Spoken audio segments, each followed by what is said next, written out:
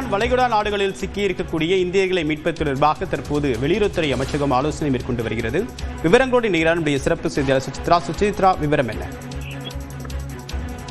Iran வளைகுடா நாடுகள், Israel உள்ளிட்ட பகுதிகளில் சிக்கியிருக்கக்கூடிய 1 கோடிக்கும் அதிகமான இந்தியர்களை மீட்பதற்கான ஆலோசனையை தற்பொழுது வெளியுறவுத்துறை அமைச்சகமானது முன்னெடுத்திருக்கிறது. குறிப்பாக அந்தந்த நாடுகளில் இருக்கக்கூடிய, அதாவது இஸ்ரேல், ஈரான், ஈராக், வளைகுடா நாடுகளாக கருதப்படக்கூடிய ஐக்கிய அரபு அமீரகம் மற்றும் துபாய், கத்தார், ஓமன் உள்ளிட்ட பகுதிகளில் இருக்கக்கூடிய இந்தியர்கள் பத்திரமாக மீட்பதற்கான ஒரு அறிவிப்புகள் என்பது வழங்கப்பட்ட நிலையில் அங்கு இருக்கக்கூடிய இந்தியர்கள் எவ்வளவு பேர் என்ற ஒரு முதற்கட்ட தரவுகள் வெளியுறவுத்துறை அமைச்சகம் எடுத்துள்ளதாகவும், அதன்படி இந்த நாடுகளில் சுமார் 1 கோடிக்கும் அதிகமான இந்தியர்கள் இருப்பதை வெளியுறவுத்துறை அமைச்சகமானது உறுதி செய்திருக்கிறது. அந்த இந்தியர்களை அங்கிருந்து பத்திரமாக எப்படி மீட்பது என்பது தொடர்பான ஒரு ஆலோசனையை தற்பொழுது அந்தந்த நாடுகளில் இருக்கக்கூடிய தூதரக அதிகாரிகள் மற்றும் அங்க இருக்கக்கூடிய இந்திய சமூகங்களுடைய தலைவர்கள் மத்தியில் ஆலோசனையை இந்திய வெளியுறவுத்துறை அமைச்சகத்துடைய செயலர்கள் குழுவானது தற்பொழுது தொடங்கி இருக்கிறது. மிக முக்கியமாக இந்த இந்தியர்களை வான்வழி போக்குவரத்து இல்லாததன் காரணமாக தலைவரி மார்க்கமாக அவர்களை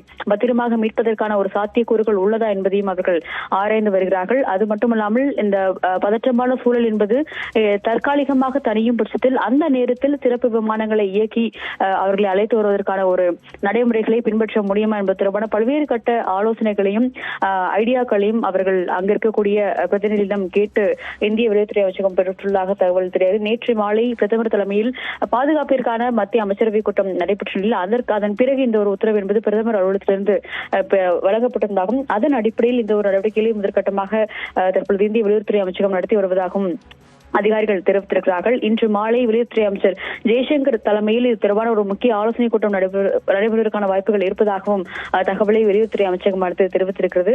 பதற்றமான சூழல் காரணமாக தொடர்ந்து 3வது நாட்களாக தற்பொழுது இந்த வளைகுடா நாடுகள் உள்ளிட்ட பகுதிகளில் கடுமையான ஒரு பாதிப்புக்கு பொதுமக்களுடைய செயல்பாடுகளும் பாதிப்பை ஏற்படுத்தியிருக்கும் நிலையில் பொதுமக்கள், குறிப்பாக இந்தியர்கள் யாரும் அனாவசியமாக வெளியே செல்ல வேண்டாம், பாதுகாப்பாக இருக்க வேண்டும், அந்தந்த நாடுகளில் இருக்கக்கூடிய தூதரகங்களினுடைய அதிகாரிகளிடம் தொடர்பில் இருக்க வேண்டும் என்ற அறிவுறுத்தலும் வழங்கப்பட்டுள்ளதாக இந்திய வெளியுறவுத்துறை அமைச்சகமானது தெரிவித்துள்ளது. விரிவான தகவலுக்கு நன்றி.